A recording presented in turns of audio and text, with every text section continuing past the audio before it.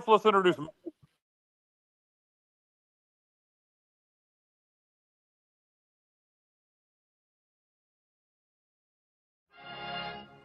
it on. Want some, get some. Can I get a hell yeah? Yes, I am a pirate. You have to go with the pirates because, of course, they have cannons and everything. It's a pirate's life for me. Be proud of who you are and what you are. You're a pirate. It is a first down. Pirates. Because when you're at East Carolina, you go for it every time. Or you don't coach at East Carolina, you don't come to East Carolina, you don't play at East Carolina with a weak heart. Write it. I think I've ever been in a building as loud as that was. It was deafening in there. You will get Omaha. I can promise you that. Painted purple all night long in Eastern North Carolina. You're watching The Sports Objective, the podcast for Pirates.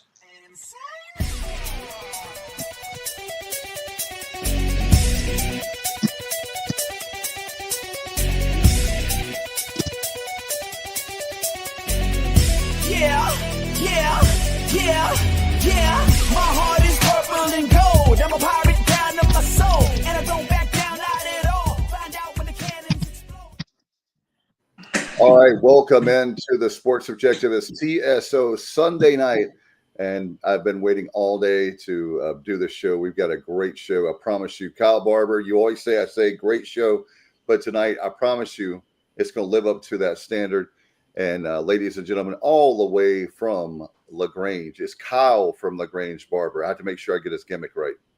That's right. No gimmick infringements here. Kyle from LaGrange is here on a Sunday night in July 4th weekend, guys. Hope everybody had a good 4th as we, kind of start to get past the 4th now and look out more and more towards football season and talk more and more to people like former ECU linebacker in the Steve Logan era, the one and only Matt Semenza gracing us with his presence. What's up, Matt?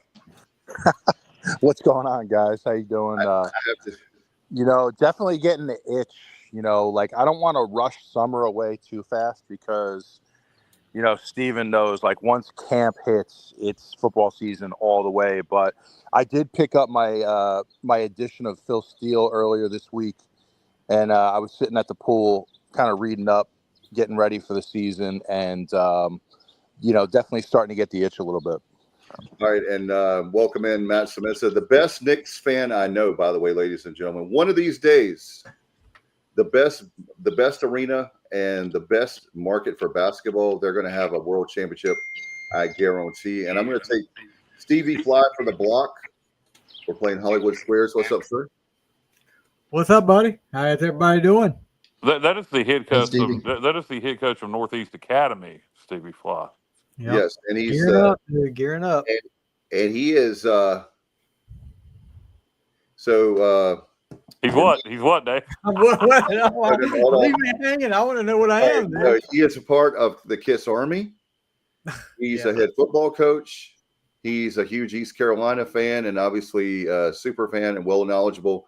That's why we have him on the show. So, Stevie, thank you, brother, for being on. Thank you for having me. Yeah, it's always a pleasure. And ladies and gentlemen, I tell you what. The Stat Master of Funk, Dave. It's the Stat Master of Funk. Stat Master of Funk. Well, I'll tell you what. There's not a better stats man in all of America. And if you are out there, you could come in the ring and challenge Johnny Stats, Johnny Robertson, to a duel. But I tell you what, I got my money on Johnny Stats any day of the week. He's the best in America. He doesn't like the attention, but Johnny, you are that. Nah, I can't. I could never live up to that billing, but I try my best. Like Matt was hanging around his pool reading Phil Steele. I got my Phil Steele as well. I feel like when that comes out, it's official. It's on, man. It's football season, and then that spurs me to go onto YouTube and watch endless videos of past pirate conquests, and just gets me really jacked up. So I'm ready to go. And ladies and gentlemen, we are very excited to have with you a gentleman that we actually had. Kyle, do you remember where we met this fine gentleman? Well, as far as personally in person, yeah, Professor O'Cool's back at the first or second nostalgia party. I believe it was the first one back in 2018. July of 18. Yeah, former linebacker for the Pirates from 87 to 91. Played during that 91 season and in the of course, world famous greatest moment in ECU history, the Peach Bowl. It's Mr. Stephen Braddy. How you doing, Stephen? I'm doing good. I'm happy to be here. I appreciate y'all having me on tonight. And I do remember that. I had a good time that night. It was good to meet you. It was funny. What's funny is Linus Martinez, when it was there at Professor O'Cool's, he was like, you can definitely have the room for free. All we need to do is make sure you spend $300. I said, Linus, you went to ECU. Pirates are going to spend over $300 when you get a group of Pirates together. I mean, one guy might have a tab of $300 himself. So, hell, 2018, the turnout we had for that in 2018, I mean, $300, that was nothing. It's funny, thinking about that now. Shit, a family of four would go spend $300 at a restaurant. It's amazing how much things have gone up since 2018. Amen to that. We knew the name, Stephen, but one of the reasons why we started this show is we have great guys like you that are champions on and off the field, a guy that will talk about your career in a minute. And unfortunately, your health scare, but we're glad everything is good. But for us, we knew the name Stephen Braddy, but that's what makes this show great is that, there's certain people, and I won't say who they are because I'm not trying to throw shade, but they'll have guys on from 5 years ago or 10 years ago or certain guys. But we have, if you did the work just like the man Matthew Semenza, I'm with two great guys that played Pirate football. You had the blood, the sweat, the tears. Then you deserve to be on our show. And that's one of the reasons why we started the show, the very first and original podcast for the Pirates. Well, I sure appreciate it. And you're right. I mean, it's like a family, the Pirate fans, the Pirate, players and stuff, the blood, sweat, and the tears that were put on out there and, back when in practicing and football and stuff. And I just appreciate being a part of it. Stephen, don't forget to mute yourself when you're not talking because of the feedback, please. Okay. But I wanted to ask you here. You grew up in Beaufort County, in the Bath area. Played at the old Bath High School that no longer exists. We've talked about that before the show in the old Tobacco Belt Conference. Talk about your recruitment to come to East Carolina and how that went and how you ended up being a Pirate. Sure thing. I went to Bath High School, right down the road from where I'm living at right now. Right now I'm living in Pinetown, North Carolina. But I actually in high school was a running back, and I was a strong safety on defense. I played both sides of the ball, and doing that, playing both sides of the ball, gave me an opportunity to show what I could do as far as athletic ability and stuff. I know it's hard sometimes coming from a small school to get attention, from colleges, but Art Baker was actually still the head coach when I was playing at Bath. And my junior and senior year, I'd rushed for over 1,000 yards, and I had, a lot of interceptions that year as a defensive back. And I also kicked off, punted, and kicked field goals. So I think with the combination of all that, it got some attention, and I was in, we almost won a state championship when I was there, but they showed interest in me, and Coach Baker actually came to the house and offered me a scholarship, and it was something I'll never forget. It was one of the happiest days of my life to be able to go to East Carolina and play as a Pirate. Yeah, Art didn't have far to travel to offer you that scholarship. Before we talk about your commitment to ECU, who else offered you? Actually, NC State was recruiting me. North Carolina was recruiting me. I was being recruited by South Carolina, and I was getting letters from other places, But in all honesty, NC State at the last minute they dropped out as far as offered me a scholarship. They wanted me to walk on. Carolina, the Tar Heels, they wanted me to walk on. And NC State was saying that they would tried to offer me a scholarship the following year, which, in all honesty, that worked out for the best for me because it just made it even sweeter for us. My redshirt freshman year was the year that we beat NC State at their place. Of course, I was redshirted that year, but, the last game for me to play in, being the Peach Bowl, and to be able to beat them in the Peach Bowl, it just made it a sweet event for me. It just made it so much more sweeter to do that. Stephen, in '87, you're talking about your redshirt freshman season, '87, when the Pirates went to Carter Finley and won in the infamous riot after the game. How many people were killed that night? How many? They're still finding bodies, I believe, in Raleigh from all the people. 16 to 20 people. I don't know how many were killed. I'm hoping nobody was killed, but I'm gonna tell you what, it was a madhouse. I mean, I was there. I don't know if you'll recognize the names or not, but you probably will. I was there with there was a guy named Ty Crowder, in all honesty, and he was a quarterback who he eventually left, but and it was actually another guy that had got redshirted, and I'm drawing a blank as far as who that was. But we were up in the stands that night watching the game where we were redshirted, and I just remember when the last second clicked off, everybody swarming the field. It was just a madhouse, I'll be honest with you. And, of course, we were out there with everybody else and, bouncing all around and stuff. But, that was a great night. And as great as it was, it was obviously a better feeling when we beat them again my senior year, the last game I ever played in at East Carolina. I want to get y'all's opinion about Stephen and Matt, obviously the other guys too, but I want to start with the former football players. Coach Logan had a great point. He said that NC State and Dave Doran, he was talking on his radio show a few years ago. He made a great point. He said they don't understand that they need to take that rivalry seriously. He said, if I were NC State, I would schedule, it's kind of funny we're playing them now. He said, I would schedule them the first game of every year because I want my players to understand that this is a big football game. And he says, you can argue that State has more talent, but he says ECU, they show up to play, and it's like NC State has the talent, but I don't think that they realize how big of a rivalry it really is. Especially, I'm not trying to make an excuse for them. They don't care about the game. I'm just simply saying I agree with him. That should be Labor Day every single year. I wouldn't have a problem with that, but I want to get your guys' opinion on that. Yeah, I'm happy to jump in. First of all, Steven, great to meet you, man. Never had a chance to meet you before in person, so glad to have you on the show tonight.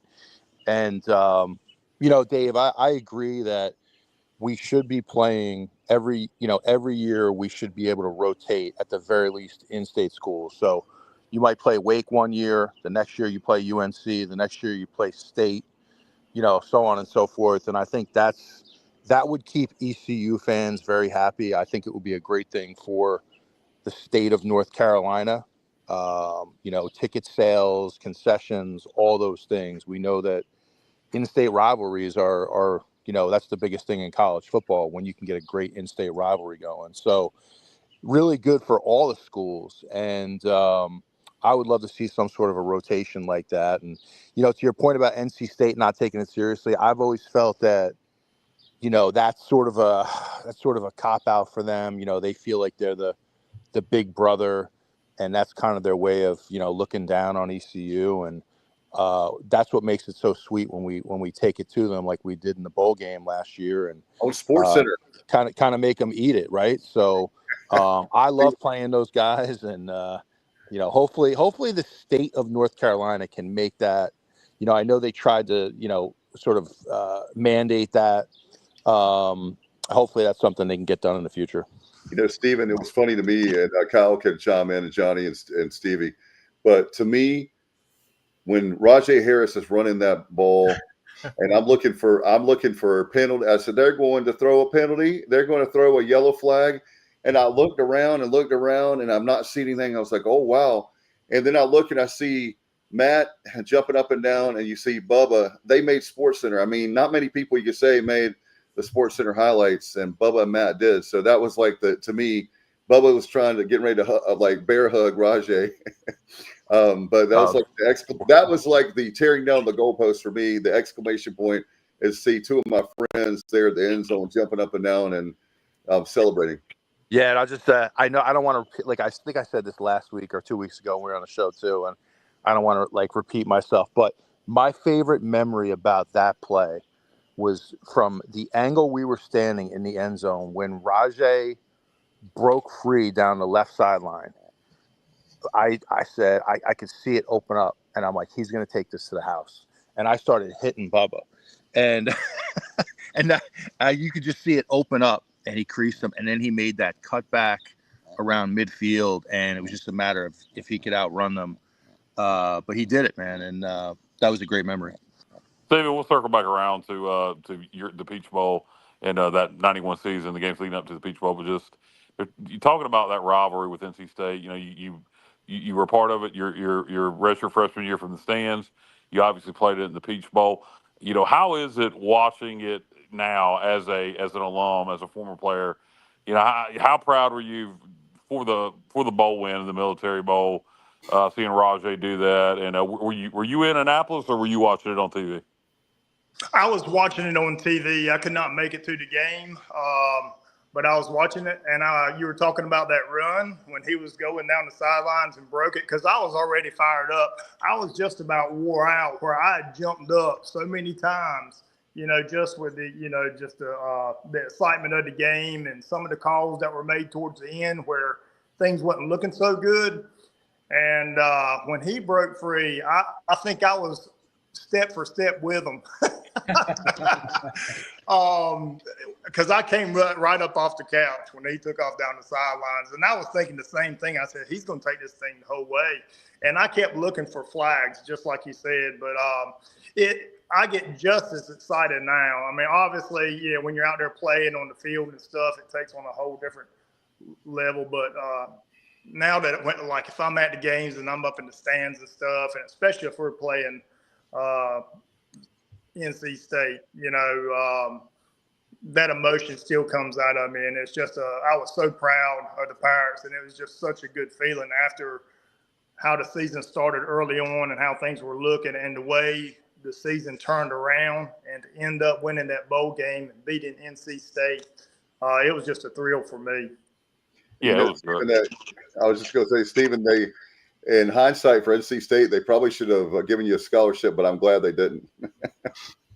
I'm glad they didn't either. I promise you. Like I said, it worked out, you know, and I've always tried to look at that. Things work out for the best, and it obviously was meant for me to be at East Carolina, and, you know, I wouldn't have it any other way.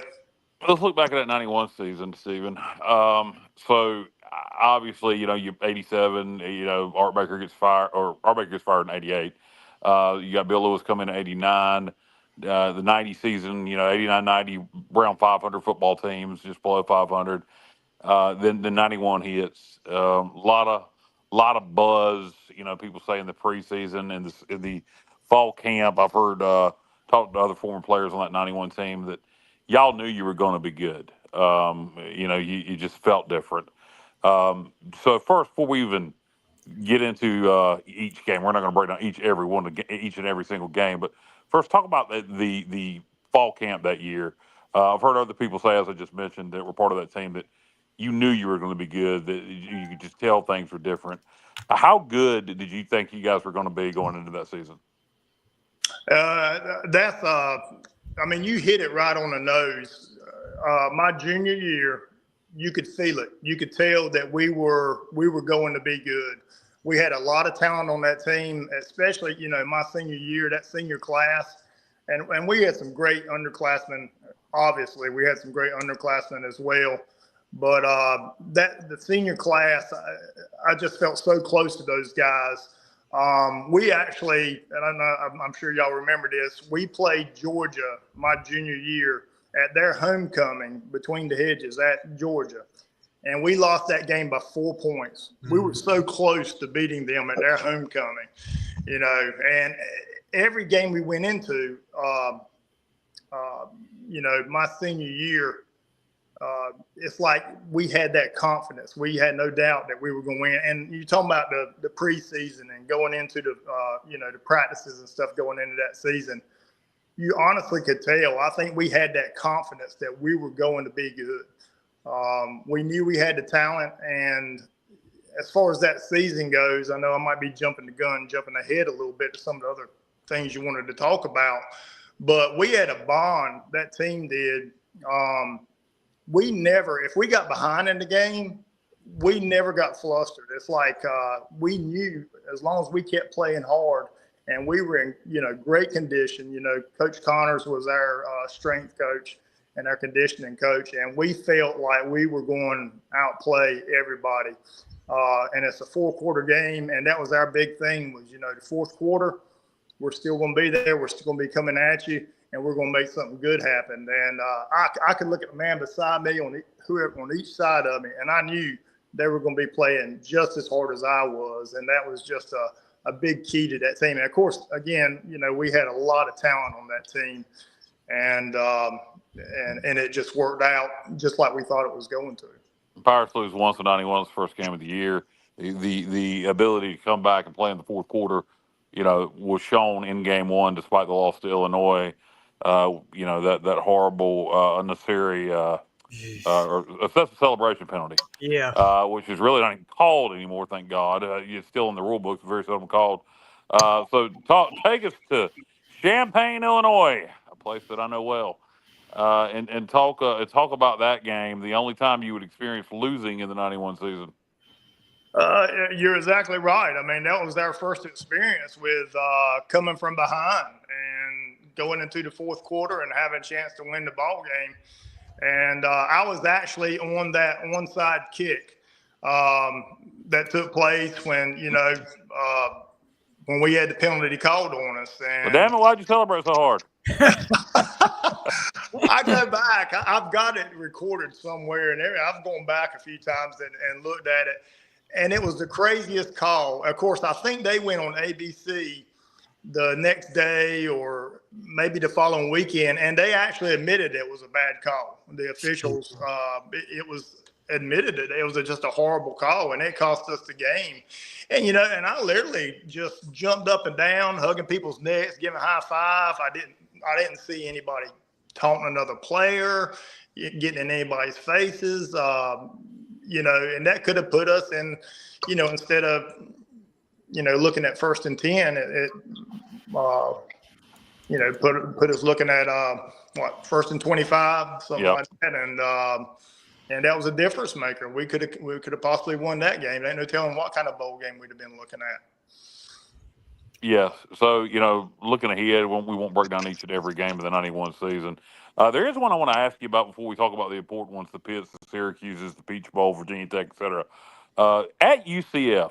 Now, for our younger fans, say, okay, at UCF, that's normal. No, it wasn't. Not in 91.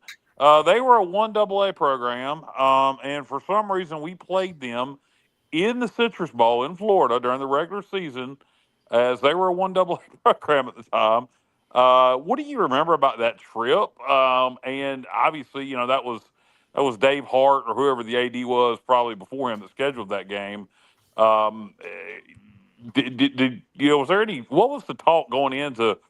Did you, as a player, was it just the next game, or did you ask why the hell are we playing this FC or 1AA school at their place? Or it wasn't even at their home stadium. I don't think they were playing all home games in the Citrus Bowl yet, but it was in Orlando. What do you remember about that game? It's just always stuck out to me as an anomaly. Well, obviously things has changed a lot since then as far as I'm sure when East Carolina goes into the games playing them now, we always went into each game, in all honesty. Coach Lewis, he did not let us go into any game taking it lightly. He was just that kind of coach. He was very detailed and had us pumped up for all the games. But I think it was a game that and I'm not saying this, in an arrogant way or anything, but it was a game that we went into thinking that we were supposed to win that game and that we were going to win it and shouldn't have too much trouble with it. And, now it's, they've progressed so much over the years since then. But we definitely didn't go in there taking it too lightly. But as you know, like you were mentioning earlier, as opposed to Syracuse and Virginia Tech and some of the other teams that we knew it was going to be a battle, we didn't go into it quite like that. I don't believe. Just weird. You don't see it now ever. FBS at FCS, and you didn't see it then very much 1A at 1AA. So it was just weird. To me, looking back at that season, I'm sure everybody here, Stevie, Johnny, Matt, y'all jump in to ask questions about the '91 season. Of course, Dave. But the game to me that really kind of started, this was going to be a special season in '91 was the South Carolina game, where the Pirates beat the Gamecocks in Greenville. The goalposts come down. What do you remember about that one? Oh gosh, that was just that electric atmosphere, and I know you know this well. I mean, there was several other games. I won't bring them up yet because I'm sure we'll get to some of the other games. But again, I was recruited by South Carolina when I was in high school, and it was a Coach Gadd, I believe, came and actually watched me at Bath and practice one night when they were recruiting me there. And I went to South Carolina and watched them play Nebraska as a recruit. And I remember, looking around and obviously the size of that stadium, I think at the time it held 77,000 people when I was being recruited. But, and they had our number the first few times that I played them, in previous years. And for them to come in at East Carolina and for us to, beat them like we did, I mean, I know for me personally, it was just a thrill. And again, that senior year, we felt like that we had no doubt that that's what was going to happen. I mean, we just had that confidence, and it was just a whole different air about us when we walked out on the field and playing against them. It was really honest, like we were walking out there and we were like, okay, we're about to beat these guys. And, it was just a great feeling to go in there and finally beat them after, losing to them in previous years there. So the Syracuse game, I know we're going to get to that. I know Kyle, excuse me. Yeah, no, go ahead. Syracuse was after the South Carolina game, so that's perfect. Yeah. So I feel like that's what really put ECU on the map nationally that year. People started talking about you guys. But one of my favorite things, I've talked to a lot of guys on your team that year. One of the things they like to talk about, what was it like you guys coming back, flying back in, and seeing the crowd out there waiting for you after you guys beat Syracuse? Oh my gosh, it was the greatest. I mean, it was just the greatest feeling in the world. Obviously that was a tight ball game. I've gone back and watched that one a couple of times, I think, over the past years. And we had some big plays in that game, some big sacks, some goal line stands. Of course, Jeff Blake pulled out some of his big plays in that game with the long touchdown run and stuff. And but then to get back to the airport, we flew out of Kinston then.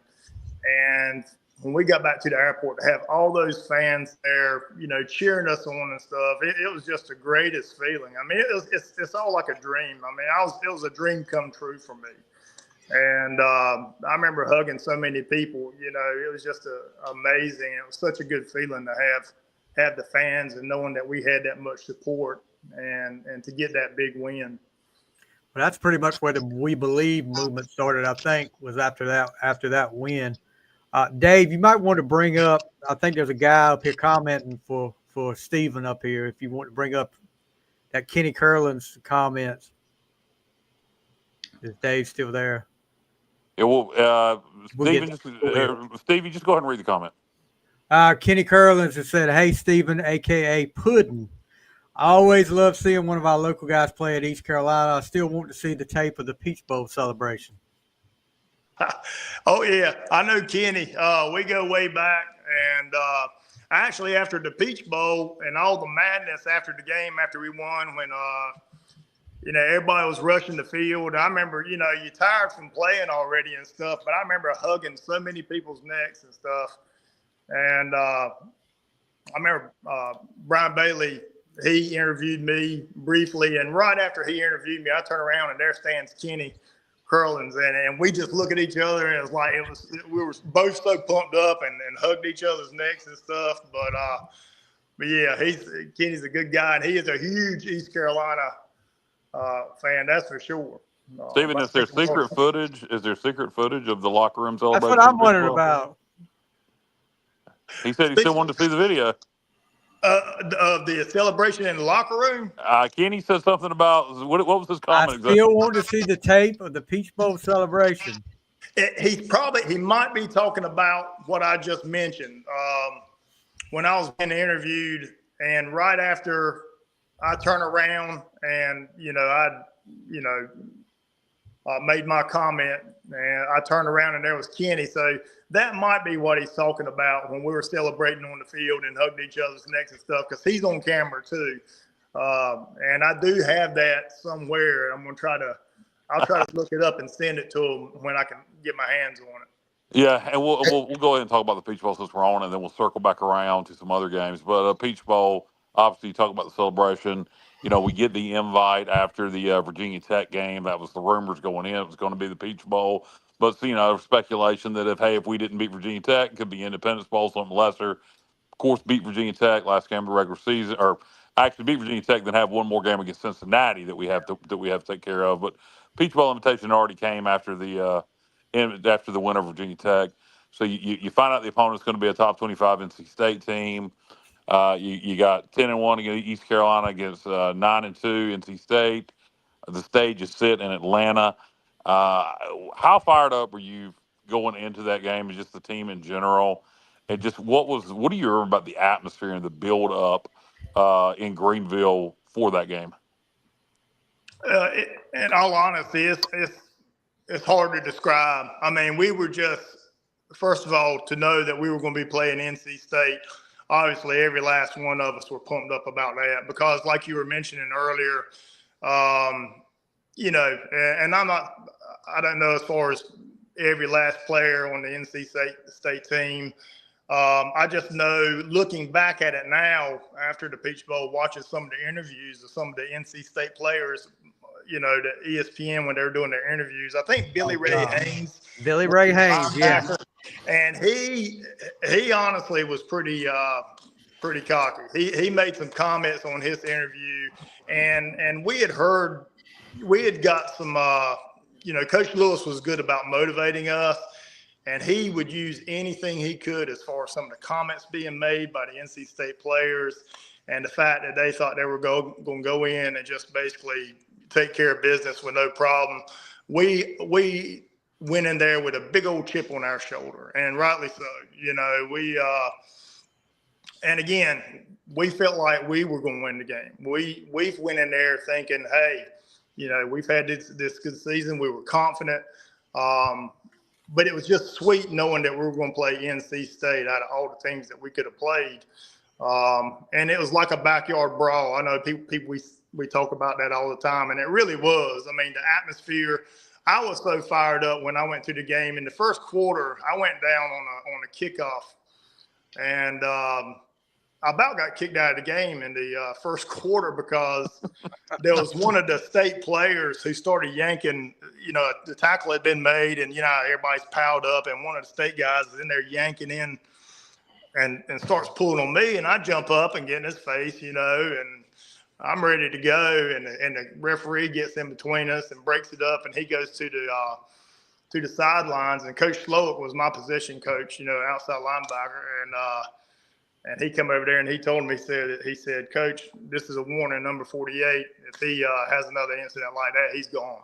So I had to kind of behave myself after that point in time, but it was just because everybody was so fired up, but it was a thrill. It was just a rush, the build up, and when the game finally happened. Of course, we had events at the hotel. I think it was the Marriott Marquis in Atlanta. We had the pre-bowl events, and NC State was there as well as, us. And we had actually competitions against some of the NC State players. Even that, you could feel some of the looks back and forth and stuff. Luckily, no fights broke out or anything like that. But no, there was no love lost there. It's amazing, all these years later, the more things change, the more they stay the same. So this ain't a rivalry. They're our little brother. Same kind of crap talk before the bowl game this year, and look what happened. Keep it up, State. Do it again come August 28th. But, Johnny, while we're on the Peach Bowl, JR, Johnny Stats, you said you had a Stephen Braddy Peach Bowl fun fact. Yeah, I have a couple of observations about Stephen and the Peach Bowl, and then a couple of quick questions. Okay, so it's the fourth quarter. The Pirates have all the momentum, but they're still behind. They cut the lead to 4, kick the ball off. Lawrence gets the ball, full head of steam. You stop him dead in his tracks, short of the 30-yard line. And then Pirates score a touchdown. Now we're up. Now we have to protect the lead, but we have to kick the ball off again. There it goes to Lawrence again. Here he comes out again, full head of steam. This time, I guess you were energized by that first tackle because the second time you really walloped him. And then it looked like maybe you were talking a little smack to him while he was on the ground. Did you say anything to him? Oh, there was so much smack going on in the game. I can't even. There was so many comments being made in the huddle, on the ground when the tackles were being made and stuff like that. There was so much trash talk going on, which a lot of the games were like that, but it seemed to be taken to another level. And sometimes it was even just a matter of just screaming in somebody's face where you just fired up, and down there on the ground, and you got them right there in front of you. Do you remember those 2 tackles? Do what now? Do you remember those 2 tackles? I do remember being on those tackles, and it was just a thrill. Anytime you get, especially in that atmosphere, and you talking about, there was some smack talk. I can guarantee you there was some smack talking going on, just because. One thing at the junk talk they had going on, because I can promise you when we got behind in the third quarter, the talk, it just started, it cranked up, and I remember going through the sidelines and they were talking so much trash, and they were mocking the I believe, who's believing now, stuff like that. And I remember just walking down the sideline, just screaming, just trying to get everybody fired up, and we all were doing that, trying to get feeding off of one another. And again, it just kind of fueled the flames for us. It made us play even harder, and we obviously took that as a challenge, and we did like we had done all year long, and went out on the field and did our talking with our play. Yeah. Well, technically, I guess you made one of the last tackles in the Fulton County Stadium. That was the last football game played there. Yeah, that's right. I tell people a story. I actually went to Fulton County Stadium when I was 13 years old. I played junior Babe Ruth baseball, and one of the kids that was in on the All-Star team that I was on, his dad invited me to go and watch the Braves play. I believe it was the Padres that were playing when I was 13, and we got to see them play twice. And it was so cool getting the opportunity to go back to that stadium and actually play in that stadium that I'd gone and watched the Braves play in, when I was 13 years old. It was just a great time for me. That's awesome. Steven, hey, Kyle, I had 2 quick questions about the Peach Bowl, then I'm done. Go ahead. On Steven, I don't know if you're aware of this or not, but on the last field goal attempt when they were trying to tie the game up, last play of the game, was there any talk about calling a timeout? Because I was like, what, timeout? Call a timeout, freeze them. But they didn't do that, and that's a good thing, I guess, that they didn't, because it ended up, the right way. But was there any talk about calling a timeout, or did that ever come up? To my recollection, I didn't hear any talk of calling a timeout. I'll be honest with you. I personally, and they may have been in the area where I wasn't at, but I never heard talk of calling a timeout during that. No. Was icing the kicker done that much in the early 90s? It seems like I don't remember seeing that a lot to the late 90s. Maybe I'm just misremembering. I think it had started, Kyle. Yeah, they started doing some then, but it was kind of a new thing. Yeah. Then my last question was, okay, so the last 3 drives when the Pirates scored touchdowns, they went to the shotgun, but Jeff Blake was like 7 or 8 yards deep. Like when you practice and he went into the shotgun, did he line up that deep? That was like Logan loved deeper than anybody I've ever seen, but it worked. Yeah. He would drop back that far. He'd be back that far on. I guess you can do that when you have a strong arm. Oh yeah, he had a cannon for an arm, and he was very precise with his passes and stuff, and of course we all know the pass he made to Luke, and that picture that we all see, Luke diving into the end zone or laying on his back with the ball up in the air after he scored, and but yeah, he'd get back that far. He did that in other games as well. Because he had a cannon for an arm. Hey, guys, we have some comments I've been wanting to get to, so if we can do that now. A guy obviously, Steven, because I'm seeing a nickname I didn't know anything about. I'm learning tonight a lot about on the show. Kenny says, hey, Steven, a.k.a. Pudding. We already got to that one, Dave. Steve, you read that one. Sorry, all right, how about did you get Justin Butts? No, we just got that one. Okay. Yeah, I can give you the story, the pudding story. Okay. I'll linebacker. Yeah, we got the comment, but we did not get the pudding story you posted on. Yeah, we got to hear about the pudding story. I wasn't the biggest outside linebacker in the world. I was 6'3". On average, I went into the games weighing a little over 200 pounds, between 200 and 205 pounds. I actually went into one game weighing 198 pounds, and the strength coaches, they tried their best to put weight on me, but I had a high metabolism. I was high strung. And I just could not gain weight to save my life, and I felt like I held my own, obviously, in the games and stuff. You had to play smart, have good leverage, getting underneath the blockers and stuff. And I always enjoyed the hitting part of the game, which helped me out a lot. Was get some good hits in, and but at the meal table I would sit down and I literally would have like 4 or 5 bowls of chocolate pudding and that's to go along with all the other food I would eat trying to gain weight, and that was a regular thing. I mean, I ate so much pudding, anything I could to try to put on weight. And I remember Todd Drujak, I don't know if y'all remember him. I believe it was him that we were sitting there, and he just said something about, I think I'm going to start calling you Pudding, and it stuck, the Pudding nickname. And but that's kind of where that came from, because I ate so much pudding at the meal table.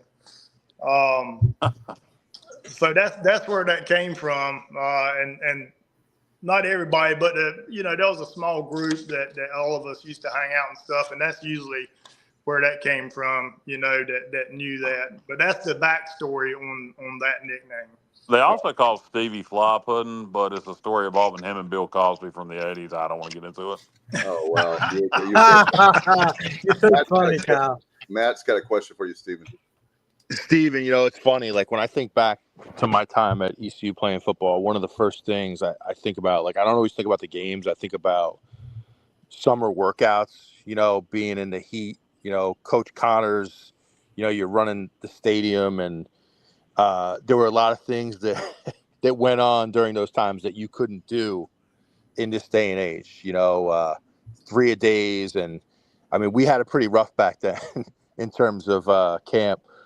But Coach Connors was a great strength and conditioning coach, in my opinion, and had a big impact on those teams. And what are your thoughts when you kind of think back to those summer workouts and how that impacted those great teams you were on?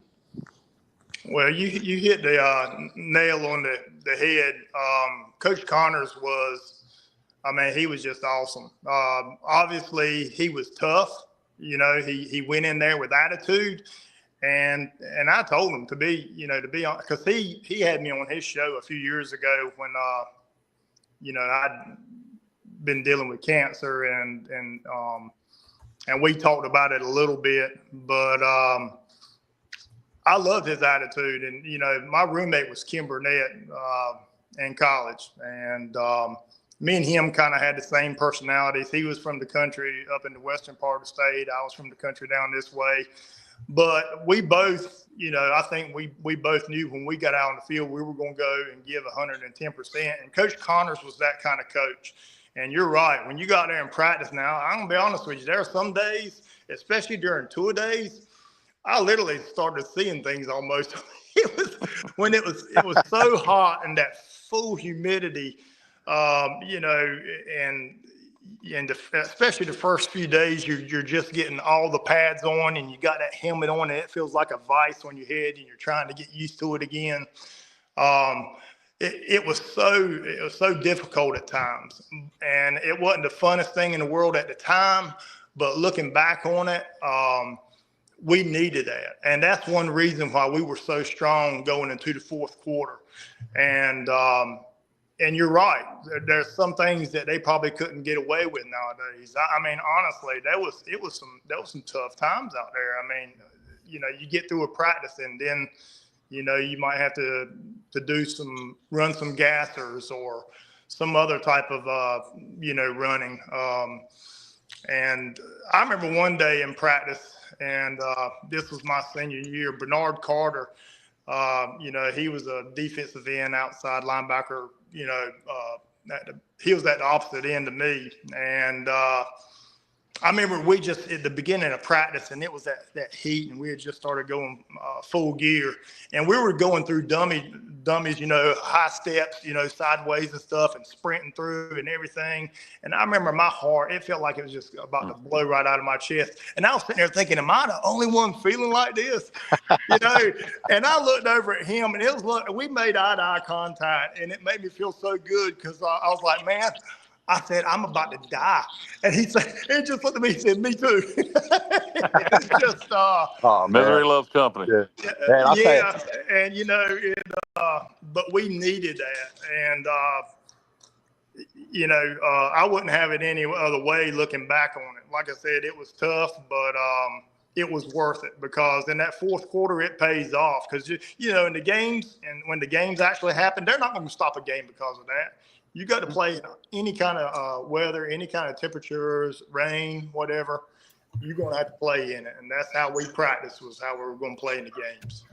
Yeah, man, I'm convinced to this day, and I'll tell everybody I talk to. The other day, I had a chance to speak to a high school football team, and there is no heat. And I'm convinced, no heat in the world like Eastern North Carolina in August. I don't know what it is down there. I mean, it is unbelievable how hot it gets. And, you know, you talk about 3 days, and then you're lifting weights in between. And, you know, I used to laugh at I watched a few years ago, the Junction Boys movie on ESPN, you know, with Bear Bryant down in Alabama. And they could have made a movie about some of the workouts that ECU was going through back in those days. And, you know, like you said, you couldn't do those things in 2025. So I totally agree with you, man. I remember we used to have and I know you did the same thing, I'm sure. We had to sign in and sign out and put our weight at the beginning of the day or the beginning of practice, and we had to put our weight at the end of practice. And during, like you said, the 3 days, we had to do that in the morning practice, and then at the end of the day, you know, if you didn't put enough weight back on, they told you they would hold you out of practice. I never had to, you know, was held out of practice, but I remember losing up to 12 pounds in one day, water weight, just where I would so much. You know, it's funny you say I have a memory, not to get too far off topic here, guys, from the games, but I have a memory of a player during 3 days. They had to take him to the hospital because he lost 16 pounds. Good God. 16 pounds of water. And just unbelievable heat. And, you know, it's not like they weren't, I mean, they were good about hydrating too. Like they always had Gatorade, you know, stations. They always took, you know, breaks. They were good about getting hydration, but you just can't fight against Eastern North Carolina heat, man. I agree with you 100%. It's probably worse for a boy from New Jersey. Oh, are you kidding? I didn't know what was going on when I came down to North Carolina. Stephen, we'll talk a little bit more football here in a minute. Talk about a little more your career and touch on current day product. But me and you have something in common besides ECU football, unfortunately, and that is fortunately we are both colon cancer patient survivors. But we both battled colon cancer. Our regular listeners are familiar with my story, but if you will, and there's a reason behind this. It's not just to tell our stories. Me or Stephen Braddy, neither one wants your sympathy or your pity. What we're trying to do is educate and make you aware of the importance of colon cancer screenings. Stephen, how did you find out that you had colon cancer? What were your symptoms? Or was it a routine screening? I'll be honest with you, I had no symptoms whatsoever.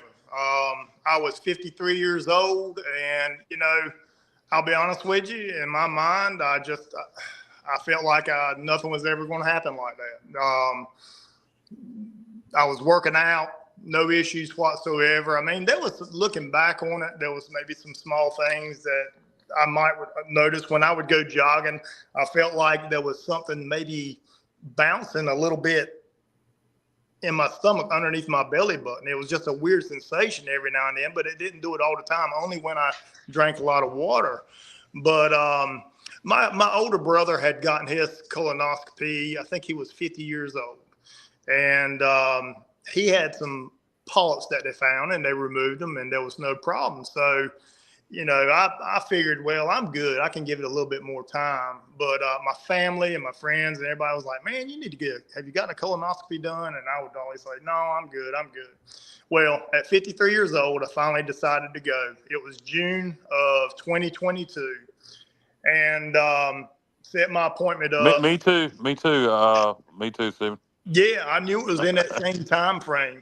And I went in, and the worst part of it obviously is drinking the stuff. I mean, that's the worst part of it. As far as the procedure goes, it really wasn't that bad. But I went in, and I remember the last thing I remember, I was talking to the doctor, and I was telling him, I was planning on retiring from my job soon as a juvenile court counselor.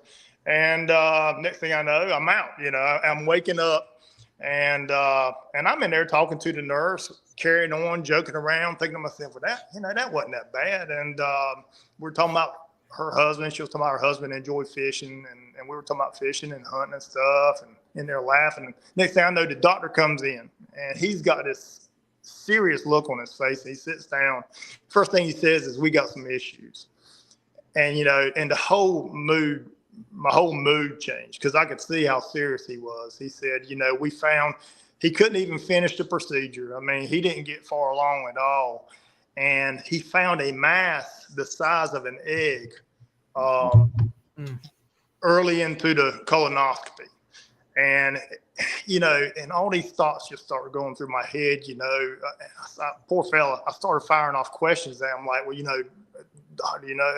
you think it's cancer? Is it, is it, am I going to have to do this? Am I going to have to do that? And, he's just like, look, he said, I've been doing this for a long time. He said, I'm about 100% sure it's cancerous. He said, I want you to go get your blood drawn. He said, I'm going to make the calls. I want you to get your blood drawn, go get a CT scan done ASAP, right? Right away. So slow you down for a minute, Stephen. When they saw the mass, they obviously biopsied it, and he wanted you to go get a CT scan, because the reason for the CT scan, for those that don't know, the treatment process for colon cancer versus colorectal cancer is surgery, then chemo, cleanup chemo if needed. If you have colorectal cancer, instead of straight colon cancer, they're going to do they're going to do radiation, chemo, then surgery. So the reason Stephen needed to go get a CT scan was to make sure that cancer hadn't spread anywhere, because they're not gonna do that surgery first if that cancer spread anywhere. They're going to do the chemo first. So that's the first step. When they realize you have colon cancer, your next step, is to go get a CT scan to make sure that cancer hasn't spread anywhere. So go ahead, Stephen. Yeah, you're exactly right. And after I got it, both of them done, he told me he'd get in touch with me and let me know the results. And I'll be honest with you, early on, it kind of knocked me for a loop. It really was weighing on my mind. And until I got that call, I got myself on solid ground pretty early. When you got your CT results, if it was for me, if it was the same for you, Stephen, you were still scared to death, but there was a momentary relief. Okay, at least it hadn't spread anywhere. Were you like that? Oh yeah, it was localized. He said, I got good news with the bad news. He said, it is cancerous. He said, the good news is it's in that one area. Nothing else lit up. It was in that one area. And he talked to me about setting my surgery, setting it up. And I did that as soon as possible. I wanted to go ahead and get it done. I wanted to get that out of me. And Dr. Naziri was my surgeon. And after meeting with him, I felt pretty good about things. He was very confident, which you want that in a doctor. He told me he had been doing it for a long time and he had a lot of success with it. And he thought things were going to be good. But they ended up going in and they removed the mass, and they also took 19 lymph nodes out of me. They did a colon resection as well. I was in the hospital. I think, I was wanting to go home the following day, but I ended up staying a couple of nights. Now, out of the 19, the surgeon told me when I met with him a while later, he said that out of the 19 lymph nodes, only one lymph node showed that it had cancer cells, and they saw that it was inflamed. But he told me, and this is important in my opinion, he said one of the last things he told me after he met with me and said he got everything removed, the surgery was successful. He told me that one lymph node, if it had burst, he said you would be looking at something completely different. He said God was looking out for you. He said, because if you'd have came in here just a little while later, you'd be looking at something completely different. It could have spread throughout your body. In other words, he was really stressing the point of it was pretty much saying, I shouldn't have waited that long, but I was fortunate to be in that situation. In a bad situation, I was fortunate to be in a situation where it was, in that one area. And, and as a result of that lymph node having the cancer cells, that was one of the biggest reasons I had to go through chemo as well. Were you considered stage 2 or stage 3? You were stage 3A, I'm assuming. Stage 3 low risk is what they call it. Stage 3A, yep. Yeah. And I went through 4 chemo sessions in 3 months' time. In between each IV chemo session, I took 14 days worth of chemo pills. What did you take? I'll be honest with you. I can't remember. I can't remember the name of it. It probably had Fox in the name. That's probably a good thing you can't remember. Yeah. Now something that I did, and I'm not gonna say this would work for everybody, Kyle. I mean, I looked up how to fight off the effects of chemo. And of course, I looked up all kinds of stuff. I mean, because I kind of went into battle mode. And that's when Stephen Braddy started smoking weed. No. I didn't quite take it that far to that extent, but I started fasting. I did before each IV chemo session. I did 48 hours before the chemo session, and all I did was drink water. And then after the chemo, I did as close to 24 more hours as I could. It was really about 68 total hours because I had to get something in my stomach, obviously, before I started taking the chemo pills. Yeah. But this is the truth. I mean, because I'd read several articles on it of it, if you could do that it would counter off a lot of the major side effects of the chemo. And I know that everybody's regimen is different because some people have, chemo that is stronger or whatever, or having to do it more often, or maybe they're diabetic or something like that. But for me specifically, I was able to do the fasting, and I'm a hardhead. I mean, I can be stubborn. And I remember after my first chemo session, I remember I went jogging after getting back to the house. I gave it about an hour to see how I would feel. And I remember I went jogging afterwards just to kind of, give a little bit of extra punch to the cancer, but I can honestly say to anyone who's listening out there, if they have not had a colonoscopy, now they're saying 45 years old. I think it should be 35. It should be. I agree, because there's younger and younger people getting colon cancer. Yep. But I think but I agree with you. It should be 35. Yes. And I looking back on it, I kicked myself in the rear end, looking back on it and wondering why, because I might not been in that position if I'd have just gone earlier and they could have cut something off at the pass a lot earlier, maybe got some polyps out of there. He told me that mass could have been growing in me for 6 or 7 years. It told me the same thing, Stephen. Similar story to yours, except a little different. I started having symptoms. I had rectal bleeding, and I won't get into all the trials and tribulations I went through with piss poor doctors that I first went to. Oh, you're too young. I was 41 years old, about to be 42, and it's just a fissure. It's just this, just that, and I kept telling Justin that nobody wanted to give me a colonoscopy. Finally I got one done. I actually got a sigmoidoscopy, and same thing. They stopped, huge mass. Then followed that up with a colonoscopy. Got the biopsy, found out it was cancer. Did the CT scan. Had the colon resection where they cut out, the mass and a small part of my colon. I was in 2 lymph nodes. I was kind of borderline stage 3A or stage 3B, depending on who you ask, with being in 2 lymph nodes. They removed 12 lymph nodes of me. I wish they'd have taken more. It's a whole other story again. But the chemo, well, we took different paths with chemo.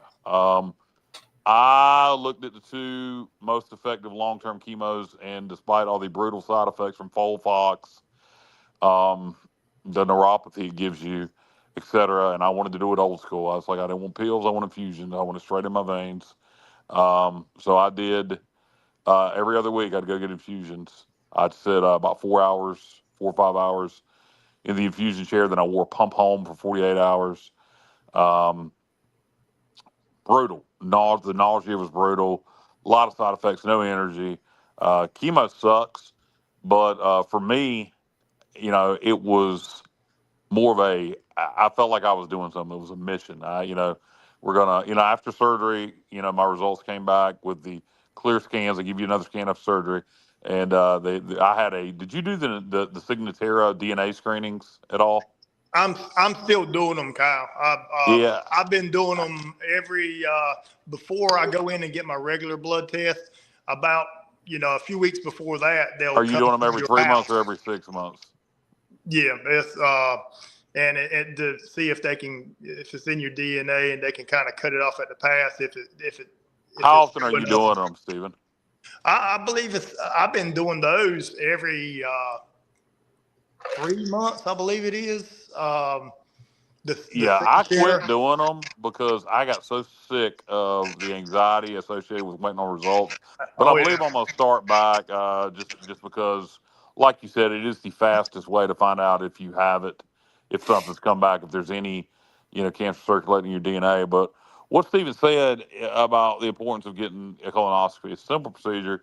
You got to drink some stuff that's nasty. It's no big deal, really. You eat Jell-O and drink Sprite all day, eat popsicles, and you just poop a lot. And then the colonoscopy itself is easy. Look, it's 100% preventable. If you start getting a colonoscopy, if you're a younger person that gets colon cancer before they tell you you're supposed to start getting a colonoscopy, those situations aren't preventable. But once you hit 45 and your insurance is going to pay for it with no symptoms, go get a colonoscopy. Go get one. If they don't find anything, you won't have to get another one for 5 years.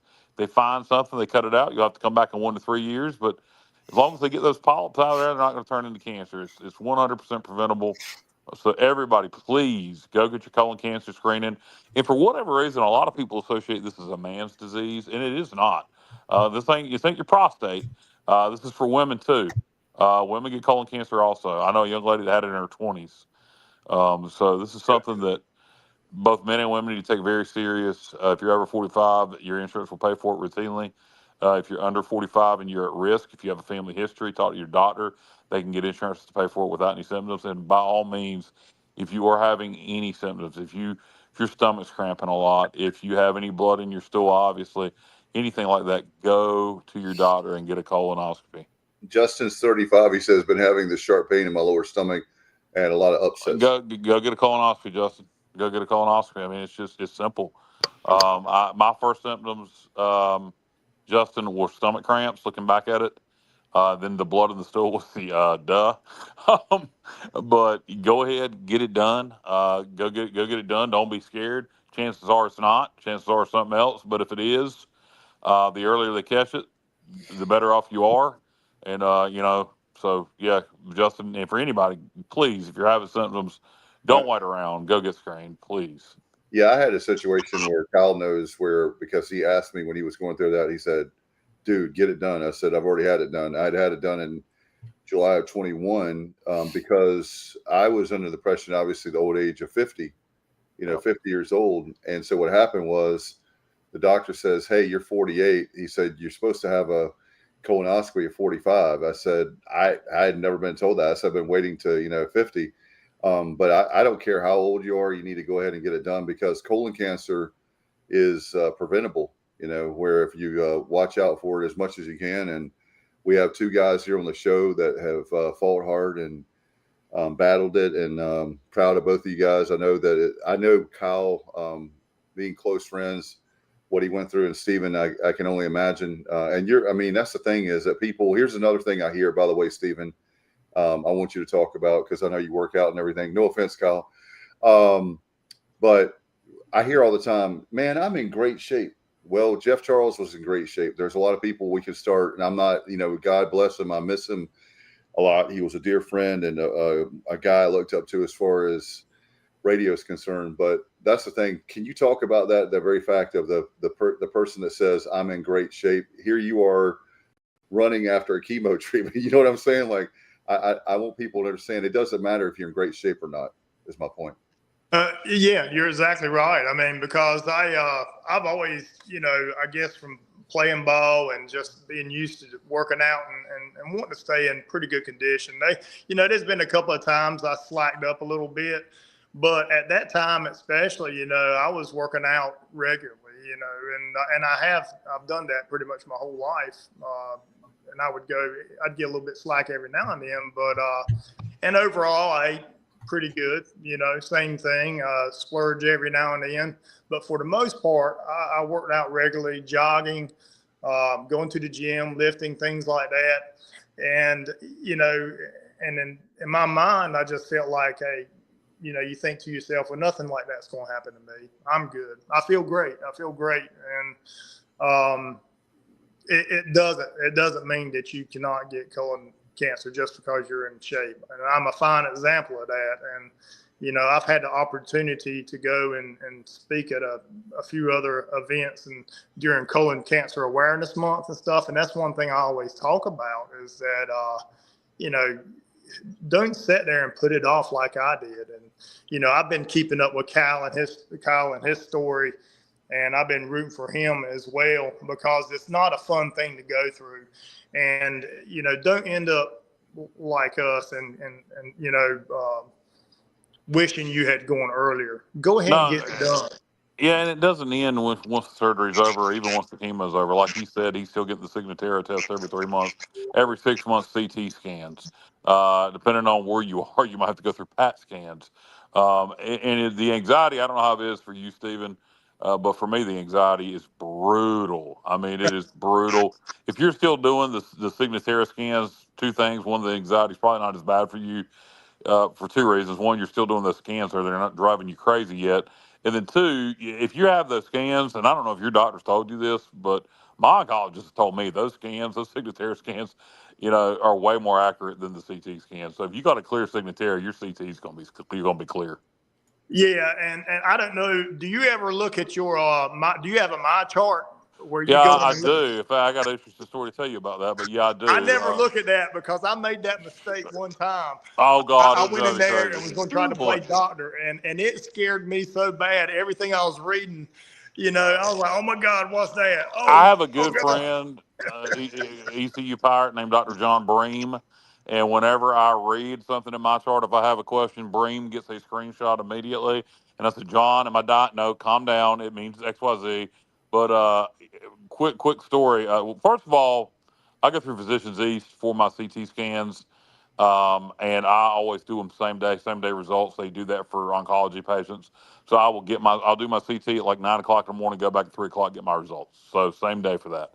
My anxiety cannot handle it any other way. But quick story, you asked about my chart. Well, here's a little fun fact for you. I won't tell you the sorry ass doctor I went to begin with that was located in Kinston, North Carolina at the time. But the one that finally decided to do the sigmoidoscopy on me and discovered I had colon cancer before the colonoscopy. Guess how I got my results from the biopsy of the sigmoidoscopy and found out I had cancer? I looked at my chart at 6 p.m. at night on a Thursday and saw the biopsy result tested positive for cancer. And I sat there, we'll send the screenshot to John. He confirmed it, unfortunately. And I sat there from 6 o'clock on a Thursday night until the doctor finally decided to call me after I blew up his phone several times the next morning at 12 o'clock that afternoon on Friday without talking to a doctor.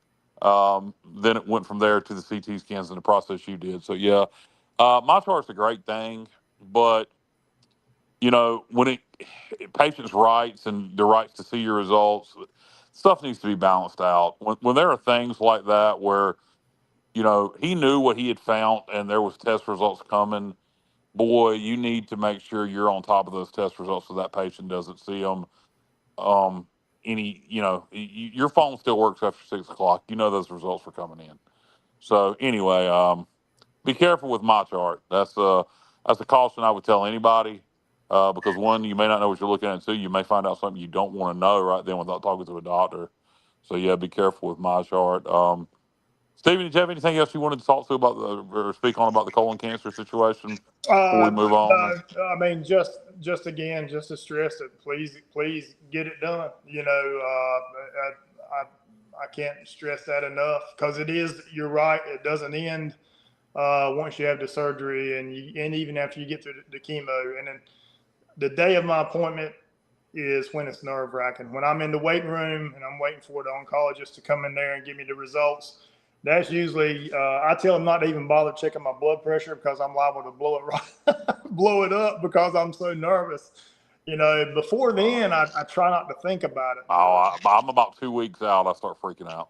Yeah, but I just like to say that I appreciate you having me on to be able to talk about it because it is such an important issue and it's something that's getting, more serious all the time with younger and younger people getting it. Absolutely.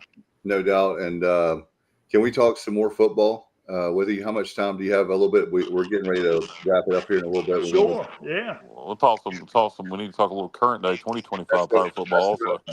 That's what I did have a question for you going back to you. I didn't want to interrupt Semenza if you're still here with us. You guys. I'm here. You guys bantering back. I just want to say this, compliment both of you. You guys live that lifestyle of having the multiple 2-3 days and all that. So I didn't want to interrupt you guys. That was podcast gold in my opinion, but I know I'm biased because I'm on the show. But I wanted to ask you guys, this is the old guy. I'm 52 years old. So this is the old guy coming out of me. And everybody's going to go, this guy is a hypocrite because I've been pushing really hard for the indoor practice facility.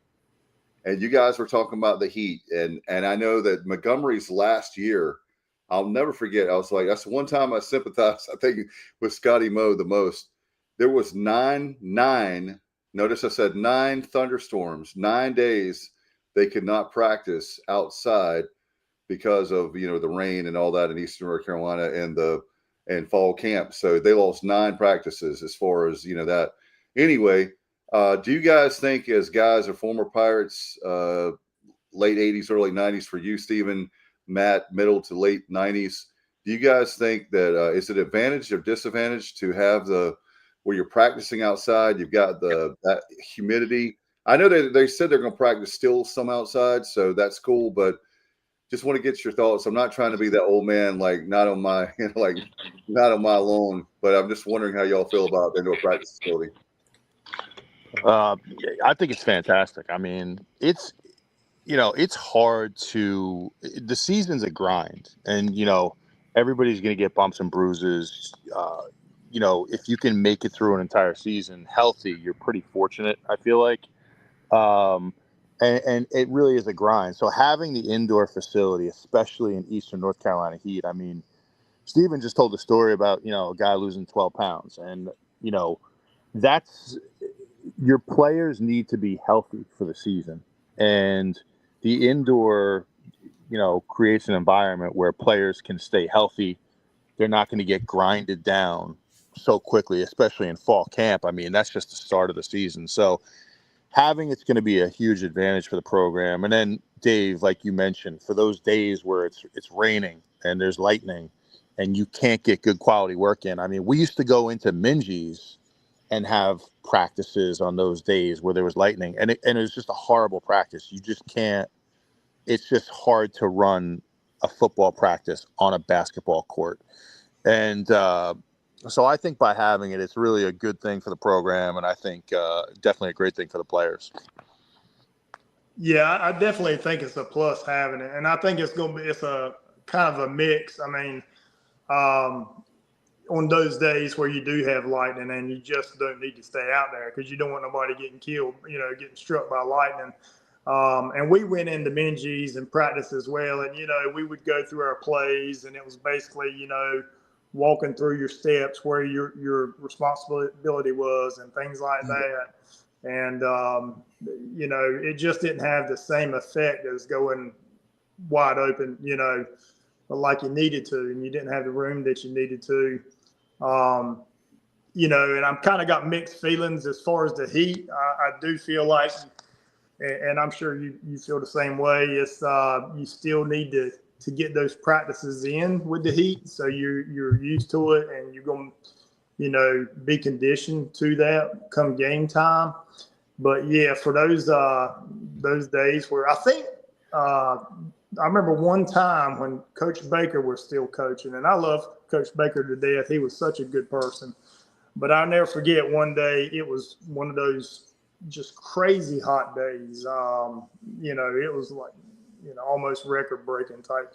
And I remember him calling practice and sending everybody in. And you could read, I looked around and you could see the assistant coaches kind of looking at one another like, wait a second, what's going on?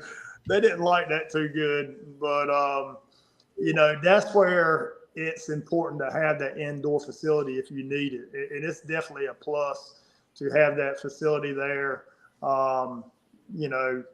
for situations like that and other things as well. Yeah, I agree with both of y'all. We were way behind on getting one. The only thing I would say is I really don't think it helps recruiting that much anymore. What helps recruit now is money, NIL, or as we're switching over a little bit from it's still NIL, but from the collectives to revenue sharing. I still think that's the biggest thing with recruiting now. But we needed one for the purpose that it serves for getting out of lightning and rain. I just wish we had spent a little less money on it. But definitely glad, nice, brother. It's gonna be nice. Yeah, who cares? Who cares? It needs to serve a purpose. Hey, I love the fact that, hey, Stephen, we had a running joke. I don't know if it was on and off. I know it was off the air, but every time we're getting close to the goal. We're getting close to the goal. Oh, we are? Yeah, $2 million. So we'd raised it to, and I know Matt was frustrated too. Oh, don't even get me started on this one. So it goes, 2 million. It was just funny how Stephen I'm not making fun. Look, fundraising is hard as blank. Okay. I'm going to tell you, it's really hard. No matter what fundraiser you're doing, it's one of the toughest things that probably you'll ever love because you're doing it for a cause. But in this particular case, they kept saying $2 million and we raised it to $2 million. So, okay, we're great. We're going to break ground, right? No. What's the total cost of this thing? 12 million, 14 million? 175 million, 20 million. What was it? I think it was 25 million when it was all 20. said. There's just no way we couldn't have built one cheaper than Guess that. what? But the good news is we're not going to have the picnic shelter. So, Stephen, I'm sorry, your family reunion, you'll have to have it in the nice facility. Well, that's actually good. Stephen will be like, hey, man, this. Are you talking about UAB? And Stephen's like, man, my family reunion has been upgraded. Now we thought we were going to have the picnic shelter. Now we're going to have this nice thing. Yeah, for those of you who don't know what Dave's referring to, UAB built a indoor practice facility, and they went too cheap. It almost looks like a large picnic shelter. But anyway, there is a middle ground there. You don't have to spend $2 million. You don't have to spend $25 million. We could have went somewhere in the middle. Yeah. Well, really quick, what happened was they had this thing when they first, calculated the numbers. It was going to come in between 15 and 18 million, and COVID hit, and construction costs just shot through the roof. The price of steel and just the overall cost of construction just went through the roof, and it just Then seemed cut like back what you're going to do. Yeah, it just seemed like every few months, like they'd say it's going to cost 20 million, and then 6 months later, now it's 22 million. But 6 months later, it's 24. It just kept going up and up.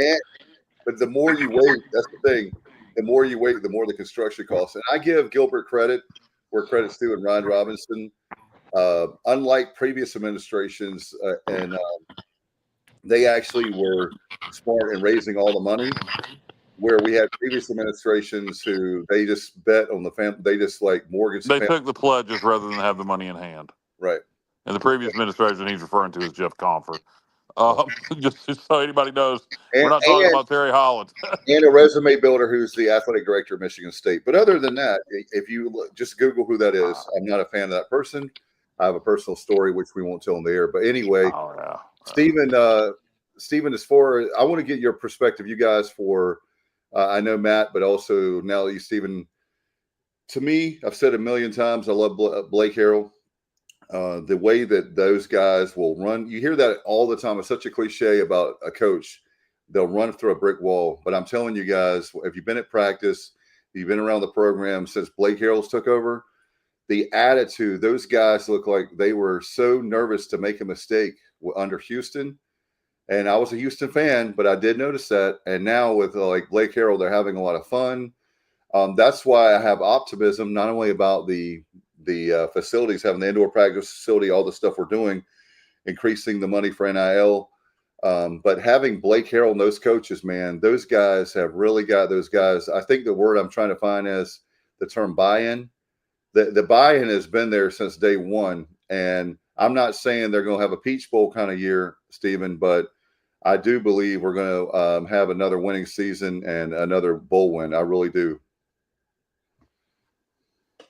I agree. I feel that. I feel strongly about that. You're right. I mean, the difference you could see the difference in the ball games. I mean, you're right. I mean, it looks like they would run through a brick wall for him. And, I don't know if it's just the chemistry he has with him. I mean, but something that he's doing something right. And the games, it was just such a big turnaround as far as the way they were playing. And it just seemed like they were playing with more excitement. They were playing harder and just hit another gear. But I feel strongly that we're going to have a chance to have a really good season. Obviously we lost some players on defense and offense, but I do think we've picked up some players through the portal, and also do have some, a lot of returning players that's got some experience. I think our secondary, it's going to be, we'll see how that goes. But I think we got a chance to have a really good season as well. I mean, just looking at some of the names and, Hauser coming back. I mean, he looked really good towards the end of the year last year, especially. And there's a lot of other players that I think are going to step up, and I think we're going to have a really good season this year. Yeah, I feel really good about the offense. I feel really good about the moves we made in the portal on special teams. Defense is what's got me worried. You mentioned the secondary, Stephen. I like the pieces we picked up late in the second portal period, post-spring for the secondary.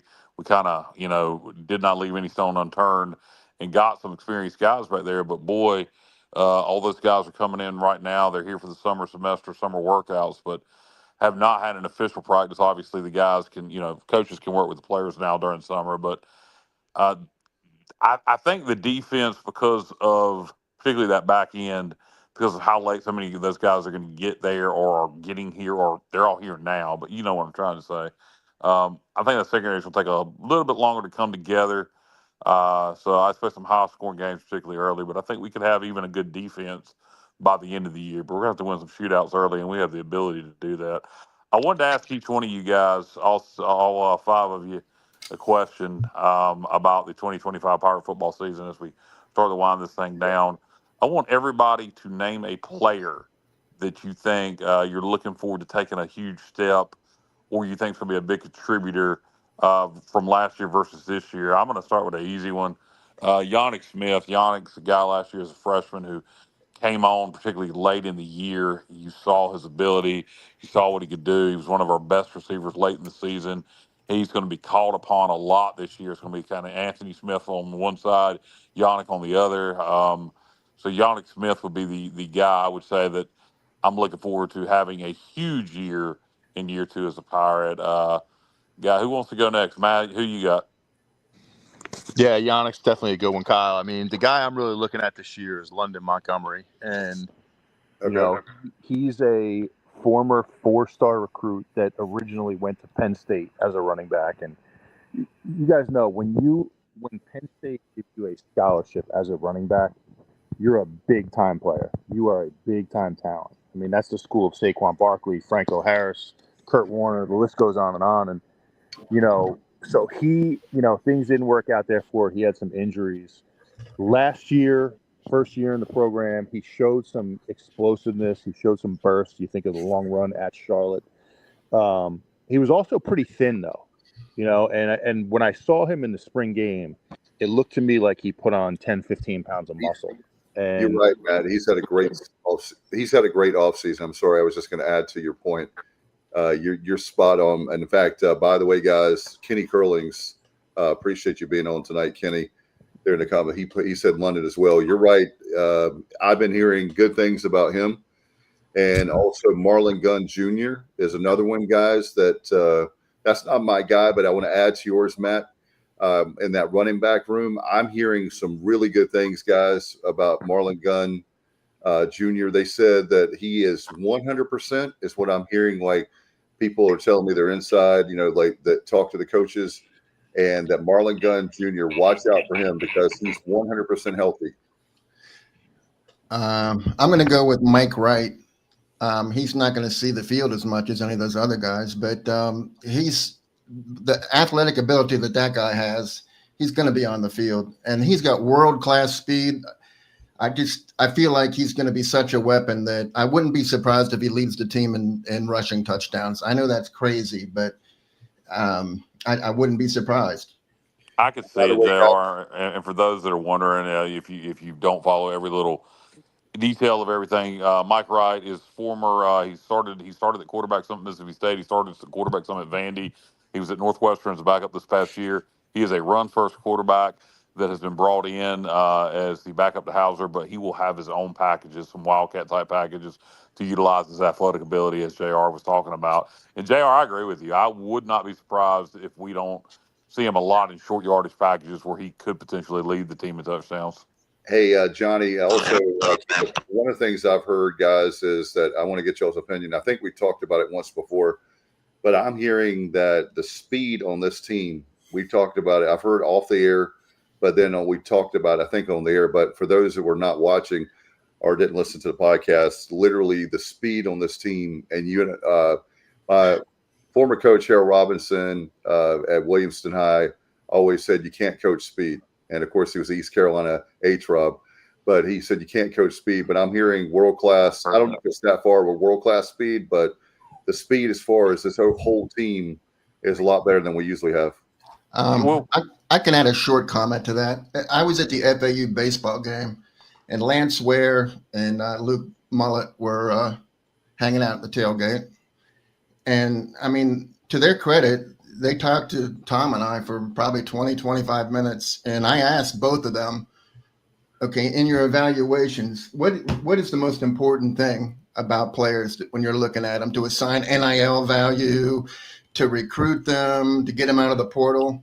They both said speed, speed, and speed. So there you go. So I feel like that's going to win us a lot of football games. Yeah, there's a lot of speed, particularly on the offensive side of the ball.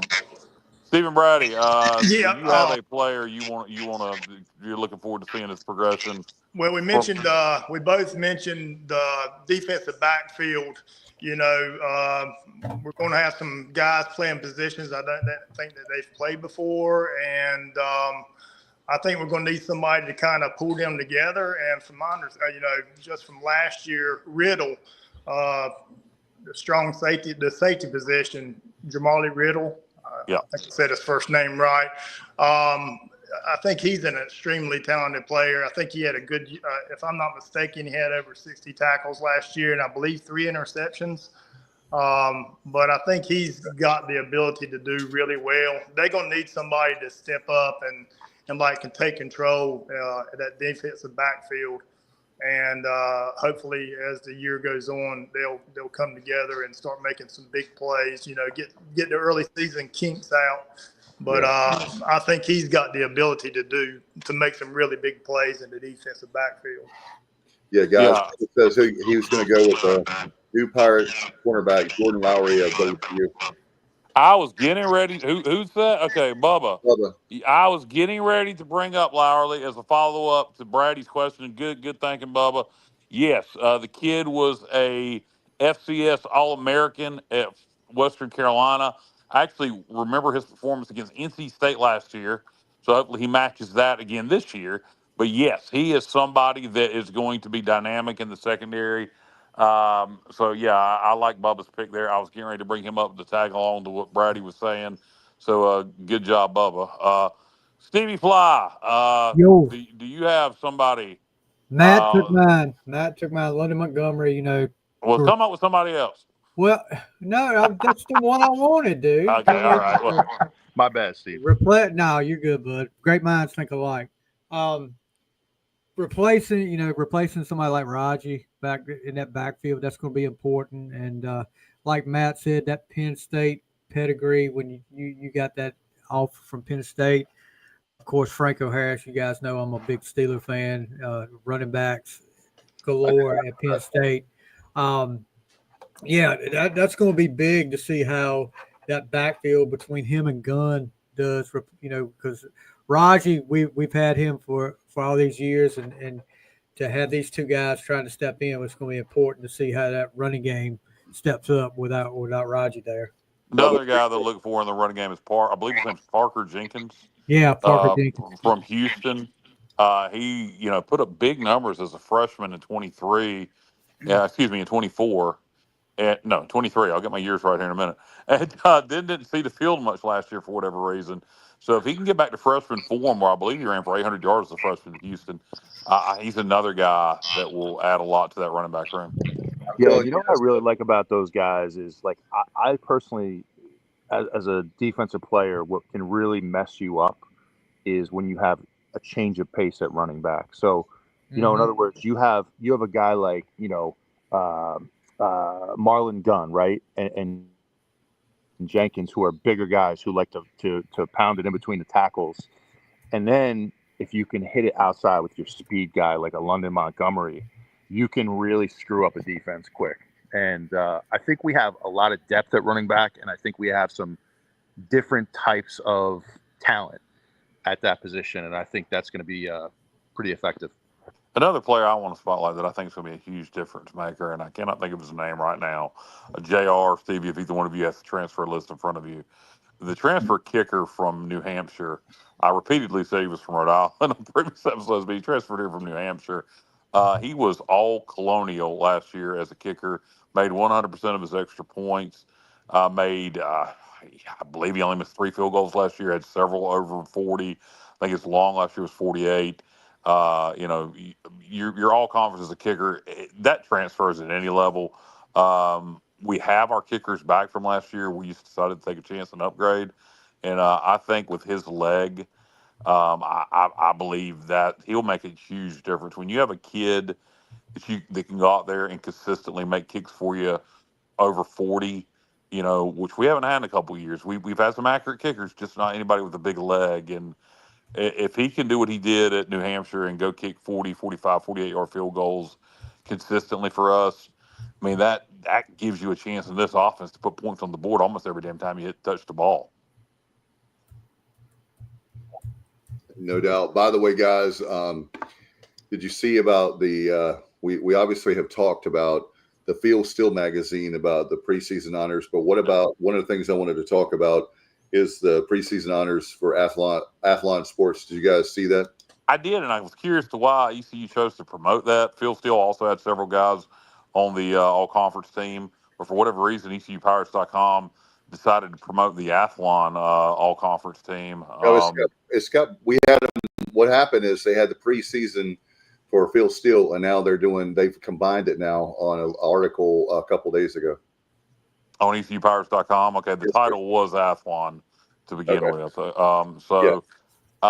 yeah, I mean, it is what it is. Field Steel and Athlon both have several guys on the all-conference teams. I mean, it is what it is. Really doesn't mean anything. It's good for those guys to get preseason recognition. But I mean, it is what it is. Honestly, these preseason magazines, and I love Field Steel. He's still the most accurate. But in the transfer portal era, particularly for how many – look, you go right – Matt, you said you got yours, JR. Go look at the quarterback write-up for our team and all the talk about Hauser.